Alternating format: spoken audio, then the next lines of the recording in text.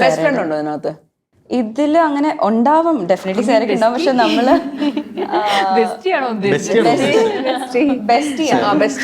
Bestie ആയിട്ടില്ല. ഇപ്പോഴത്തെ concept എന്നാണല്ലോ, ബെസ്റ്റി ഉണ്ടോ എന്നുള്ളത് നമ്മൾ ആദ്യം ചോദിക്കും. ഇല്ല, ഇതിൽ actually it's strictly based on at least എൻ്റെ പോർഷൻസ് മെയിൻലി ലവിൻ്റെ ഒരു ആംഗിളിലോട്ടാണ് പോകുന്നത്. ഇപ്പോൾ ഈ കല്യാണം, എൻഗേജ്മെന്റ്, ഞങ്ങളുടെ ടീസറിലും കാണിക്കുന്ന ഒരു ലോങ് ഷോട്ട് എൻ്റെ ഒരു ഡിസപ്പോയിൻറ്റഡ് അല്ലെങ്കിൽ അൺഹാപ്പി ഫേസ് ചെയ്യുന്ന ഒരു ലോങ് ഷോട്ട് ബ്രേക്ക് ചെയ്യുമ്പം ഒരു ഫാമിലി പിക്ചർ ആയിട്ടാണ്. അപ്പം എൻ്റെ അച്ഛനായിട്ട് ഞാൻ വളരെ ക്ലോസ് ആണ്.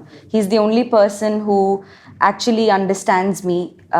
പക്ഷേ എക്സ്റ്റെൻഡഡ് ഫാമിലിയുടെ ഒരു പ്രഷർ കാരണം എനിക്കിഷ്ടമുള്ള ഒരാളുടെ കൂടെ ജീവിക്കാൻ പറ്റാത്തൊരു സ്ഥിതിയിലുള്ള ഒരു ക്യാരക്ടർ. പ്രേക്ഷകർ ഇഷ്ടപ്പെടുന്ന ഒരു രസം ഫീൽ ചെയ്യണം എനിക്കിപ്പോ. ഇപ്പൊ ഗൗരി അത് പറഞ്ഞപ്പോഴാണ് ട്രാക്കിലോട്ട് വന്നത്.